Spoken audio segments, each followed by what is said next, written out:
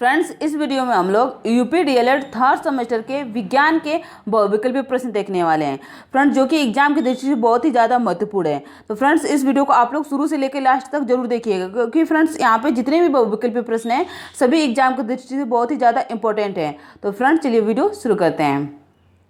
सबसे पहला प्रश्न है, विज्ञान की प्रगति से संभव हुआ है। तो फ्रेंड्स, इसका उत्तर हो जाएगा विज्ञान की प्रगति से संभव हुआ है टेलीविजन, मोबाइल फोन, मियादी बुखार का इलाज। तो फ्रेंड्स, इसका उत्तर हो जाएगा उपयुक्त सभी। ओके, चलिए अगला प्रश्न देखते हैं। अगला प्रश्न है, निम्नलिखित यातायात के साधनों में किसकी चाल अधिकतम है। तो फ्रेंड्स, इसका उत्तर हो जाएगा वायुयान की चाल सबसे अधिकतम है। अगला प्रश्न है, यातायात का साधन है। तो फ्रेंड्स, यातायात का साधन रेलगाड़ी है। ओके, चलिए अगला प्रश्न देखते हैं। अगला प्रश्न है, वैज्ञानिक विधि का प्रथम चरण है। तो फ्रेंड्स, वैज्ञानिक विधि का प्रथम चरण समस्या है। ओके, चलिए अगला प्रश्न देखते हैं। अगला प्रश्न है, भारतीय वैज्ञानिक हैं। तो फ्रेंड्स, भारतीय वैज्ञानिक सीवी रमन है। ओके फ्रेंड्स, जितने भी प्रश्न सभी प्रश्न इंपॉर्टेंट है एग्जाम की दृष्टि से, तो आप लोग इसको जरूर से देखिएगा। चलिए अगला प्रश्न देखते हैं। अगला प्रश्न है, दैनिक जीवन में फ्रेंड्स, इसका उत्तर हो जाएगा विज्ञान और प्रौद्योगिकी दोनों उपयोगी हैं। ओके, चलिए अगला प्रश्न देखते हैं। अगला प्रश्न है, स्कैनर है। तो फ्रेंड्स, स्कैनर मस्तिष्क की जांच करने की मशीन है। ओके, अगला प्रश्न है, प्रौद्योगिकी के विकास से। तो फ्रेंड्स, प्रौद्योगिकी के विकास से मानव जीवन में परिवर्तन हुआ है। ओके, अगला प्रश्न है, समुद्री तल पर दाब मापी के पारे की ऊंचाई होती है। तो फ्रेंड्स, इसका उत्तर हो जाएगा समुद्री तल पर दाब मापी पारे की ऊंचाई 76 सेंटीमीटर होती है। ओके, अगला प्रश्न है, दाब का मात्रक है। तो फ्रेंड्स, दाब का मात्रक न्यूटन प्रति मीटर स्क्वायर होता है। ओके, चलिए अगला प्रश्न देखते हैं। अगला प्रश्न है, किसी वस्तु को जल में पूर्णतः डुबोने पर उस पर लगने वाला उत्प्लवन बल बराबर वस्तु का भार, अतः। तो फ्रेंड्स, इसका उत्तर हो जाएगा वस्तु सतह पर तैरेगी। ओके, अगला प्रश्न है, निम्नलिखित में कौन सी घटना गुरुत्व बल का उदाहरण नहीं है। तो फ्रेंड्स, इसका उत्तर हो जाएगा समतल पर गाड़ी को ढकेलना। ओके, चलिए अगला प्रश्न देखते हैं। अगला प्रश्न है, निम्नलिखित में से कौन सा पेशीय बल का उदाहरण नहीं है। तो फ्रेंड्स, उत्तर हो जाएगा सेब का पेड़ से गिरना पेशीय बल का उदाहरण नहीं है। अगला प्रश्न है, निम्नलिखित में से मशीन कौन सा कार्य नहीं करती है। तो फ्रेंड्स, इसका उत्तर हो जाएगा यथार्थ माप लेने योग्य बनाना। ओके, अगला प्रश्न है, पत्ती में पाए जाने वाले रंध्र के बारे में सही उत्तर क्या है। तो फ्रेंड्स, इसका उत्तर हो जाएगा निचली सतह पर। ओके, अगला प्रश्न है, मूल रोम किन में पाया जाता है। तो फ्रेंड्स, मूल रोम जड़ में पाया जाता है। ओके, चलिए अगला प्रश्न देखते हैं। अगला प्रश्न है, पुष्प का नर भाग निम्न में से कौन सा है। तो फ्रेंड्स, इसका उत्तर हो जाएगा पुंकेसर। ओके, अगला प्रश्न है, मयूकर किसे कहते हैं। तो फ्रेंड्स, इसका उत्तर हो जाएगा फफूंदी को मयूकर कहा जाता है। ओके, तो फ्रेंड्स चलिए देखते हैं अगला प्रश्न। फ्रेंड, अगला प्रश्न है, खमीर होते हैं। तो फ्रेंड्स, खमीर जो है एक कोशिकीय होते हैं। ओके, चलिए अगला प्रश्न देखते हैं। अगला प्रश्न है, अणुजीव का प्रकार है। तो फ्रेंड्स, अणुजीव का प्रकार बैक्टीरिया, फफूंदी, खमीर। तो फ्रेंड्स, इसका उत्तर हो जाएगा उपयुक्त सभी। ओके, तो इसको आप लोग ध्यान में रखिएगा। चलिए अगला प्रश्न देखते हैं। अगला प्रश्न है, बहुकोशिकीय संरचना है। तो फ्रेंड्स, बहुकोशिकीय संरचना फफूंदी है। ओके, अगला प्रश्न है, खमीर का महत्व होता है। तो फ्रेंड्स, खमीर का महत्व अल्कोहल बनाने में, बेकिंग उद्योग में, औषधि निर्माण में। तो फ्रेंड्स, इसका उत्तर हो जाएगा उपयुक्त सभी। ओके, चलिए अगला प्रश्न देखते हैं। अगला प्रश्न है, साधारण कमरे के तापक्रम में जीवाणु तथा एंजाइम तेजी से करते हैं। तो फ्रेंड्स, वृद्धि करते हैं। ओके, अगला प्रश्न है, एक अनिवार्य आवश्यकता है। तो फ्रेंड्स, एक अनिवार्य आवश्यकता भोजन है। ओके, अगला प्रश्न है, भारत एक देश है। तो फ्रेंड्स, भारत एक कृषि प्रधान देश है। ओके, चलिए अगला प्रश्न देखते हैं। अगला प्रश्न है, भोजन संरक्षण की विधि है। तो फ्रेंड्स, भोजन संरक्षण की निर्जलीकरण विधि है। ओके, चलिए अगला प्रश्न देखते हैं। अगला प्रश्न है, भोजन को संरक्षित करने की एक मुख्य विधि है। तो फ्रेंड्स, भोजन को संरक्षित करने की एक मुख्य विधि ठंडी विधि है। ओके, चलिए अगला प्रश्न देखते हैं। अगला प्रश्न है, किस नदी बेसिन में सबसे अधिक भूगर्भीय जल संसाधन मिलता है। तो फ्रेंड्स, इसका उत्तर हो जाएगा गंगा सिंधु में। ओके, चलिए अगला प्रश्न देखते हैं। अगला प्रश्न है, शोक नदी कहते हैं। तो फ्रेंड्स, शोक नदी दामोदर नदी को कहते हैं। चलिए अगला प्रश्न देखते हैं। अगला प्रश्न है, कौन सी नदी बंगाल की खाड़ी में नहीं गिरती है? तो फ्रेंड्स इसका उत्तर हो जाएगा यमुना बंगाल की खाड़ी में नहीं गिरती है। कौन कौन सी गिरती है? तो गंगा गिरती है, ब्रह्मपुत्र गिरती है और मेघना गिरती है। ओके, तो फ्रेंड्स इसको आप लोग ध्यान पे रखिएगा, इसको आप लोग IMP पे लगा लीजिएगा। चलिए अगला प्रश्न देखते हैं। अगला प्रश्न है, निम्नलिखित में से कौन सा कारक संसाधनों के विकास के अवसर प्रदान करता है? तो फ्रेंड्स इसका उत्तर हो जाएगा परिवहन। ओके, चलिए अगला प्रश्न देखते हैं। अगला प्रश्न है, निम्नलिखित में से प्राकृतिक उपहार नहीं है? तो फ्रेंड्स इसका उत्तर हो जाएगा मानव जो है ये प्राकृतिक उपहार नहीं है। ओके, जबकि प्राकृतिक उपहार है शैल, मृदा, नदियाँ। ओके, चलिए अगला प्रश्न देखते हैं। अगला प्रश्न है, महासागरों में स्थल के डूबे भाग को कहते हैं? तो फ्रेंड्स महासागरों में स्थल के डूबे भाग को महाद्वीप मग्न तट कहते हैं। ओके, चलिए अगला प्रश्न देखते हैं।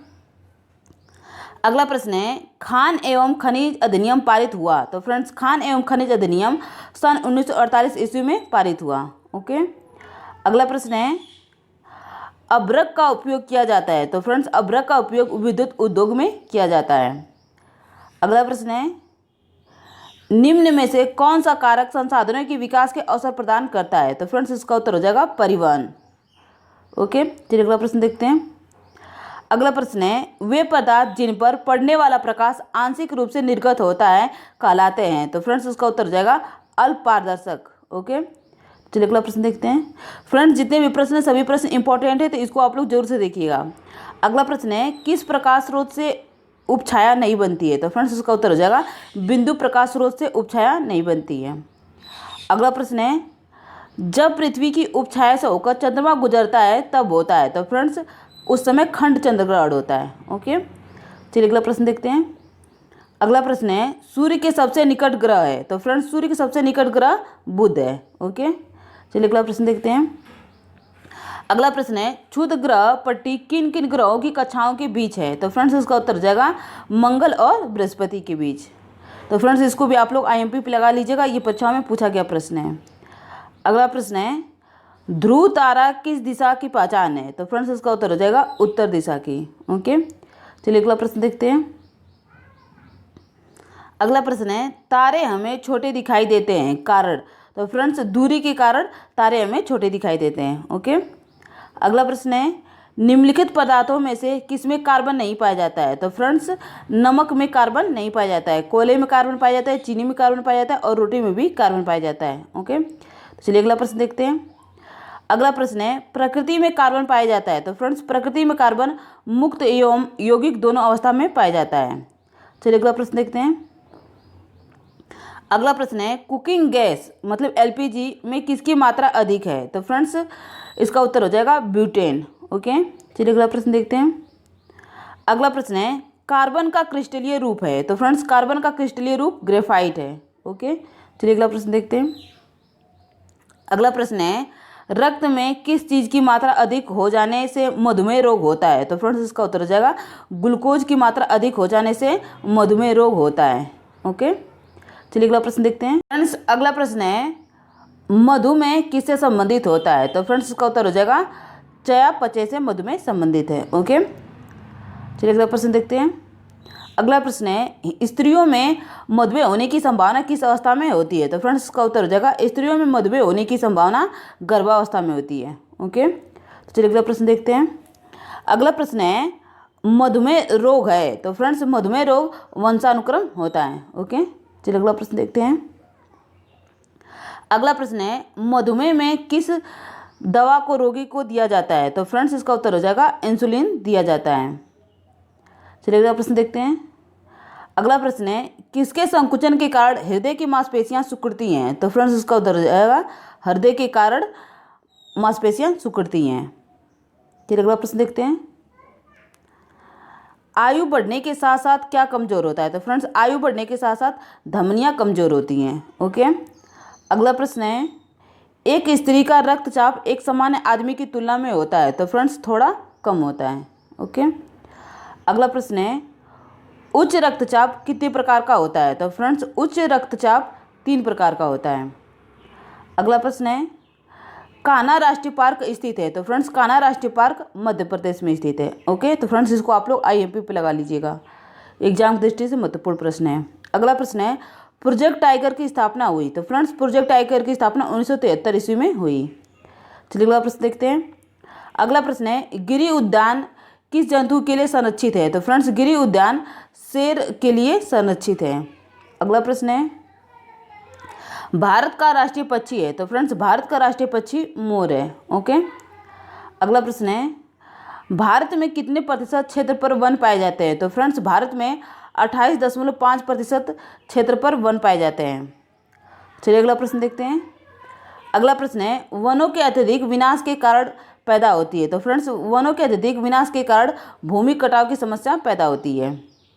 अगला प्रश्न है, जलीय वातावरण में पाए जाने वाला पौधा है? तो फ्रेंड्स जलीय वातावरण में पाया जाने वाला पौधा सिंघाड़ा है। ओके।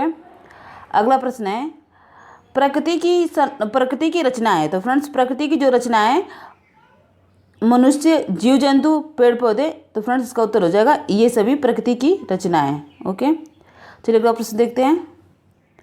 अगला प्रश्न है, पर्यावरण में सम्मिलित है? तो फ्रेंड्स पर्यावरण में जो है प्राकृतिक पर्यावरण आ जाता है, सांस्कृतिक पर्यावरण आ जाता है। ओके, तो इसका उत्तर हो जाएगा अ और ब।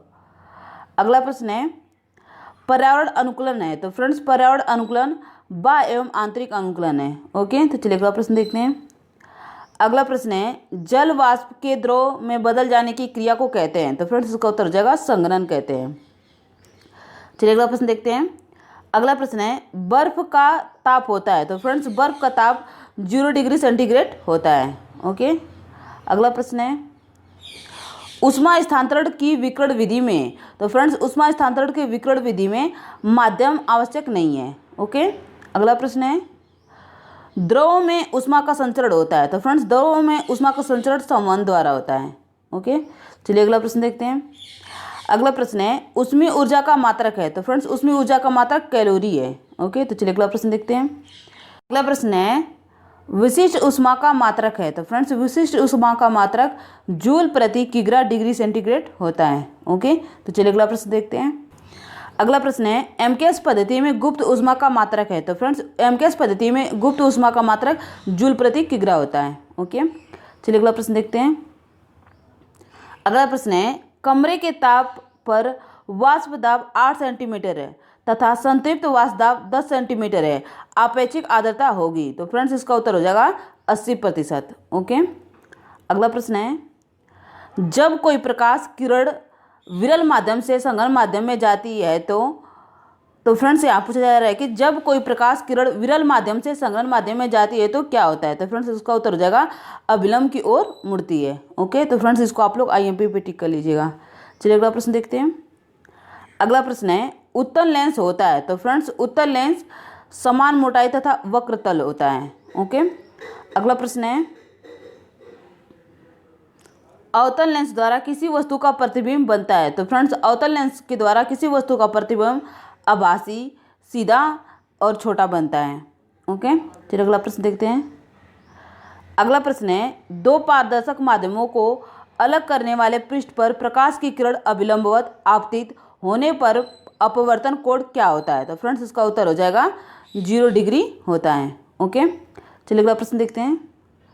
अगला प्रश्न है, आवर्तकाल T तथा आवृत्ति में संबंध होता है? तो फ्रेंड्स इसका उत्तर हो जाएगा NT बराबर 1। ओके, चलिए अगला प्रश्न देखते हैं। अगला प्रश्न है, हर्ट्ज मात्रक है? तो फ्रेंड्स हर्ट्ज जो है आवृत्ति का मात्रक है। ओके, तो फ्रेंड्स इसको भी आप लोग ध्यान में रखिएगा, IMP पे इसको आप लोग टिक कर लीजिएगा। अगला प्रश्न है, तरंग की चाल, आवृत्ति तथा तरंग दैर्ध्य में संबंध है? तो फ्रेंड्स इसका उत्तर हो जाएगा चाल बराबर आवृत्ति गुणे तरंग दैर्ध्य। ओके, चलिए अगला प्रश्न देखते हैं। अगला प्रश्न है, वायु में ध्वनि तरंगे होती है? तो फ्रेंड्स वायु में केवल अनुदैर्ध्य तरंगे होते हैं। ओके, चलिए अगला प्रश्न देखते हैं। अगला प्रश्न है, अनुप्रस्थ तरंगों में माध्यम के कण दोलन करते हैं? तो फ्रेंड्स अनुप्रस्थ तरंगों में माध्यम के कण जो दोलन करते हैं तरंग गति की दिशा के लंबवत। ओके, चलिए अगला प्रश्न देखते हैं। अगला प्रश्न है, अनुप्रस्थ तरंगे उत्पन्न की जा सकती हैं? तो फ्रेंड्स इसका उत्तर हो जाएगा अनुप्रस्थ तरंगे केवल ठोस में उत्पन्न की जा सकती हैं। ओके, तो फ्रेंड्स आज हम लोगों ने देखा यूपी डीएलएड थर्ड सेमेस्टर के विज्ञान के बहुविकल्पीय प्रश्न है फ्रेंड्स, जो कि एग्जाम की दृष्टि से बहुत ही ज़्यादा महत्वपूर्ण है। फ्रेंड्स, जितने भी यहाँ पे बहुविकल्पीय प्रश्न है सभी इंपॉर्टेंट प्रश्न है, तो इसको आप लोग जरूर से देखिएगा। तो फ्रेंड्स, आज के लिए बस इतना ही। यदि आपको ये वीडियो पसंद आती है तो प्लीज़ ज़्यादा से ज़्यादा लाइक शेयर सब्सक्राइब कीजिएगा। धन्यवाद।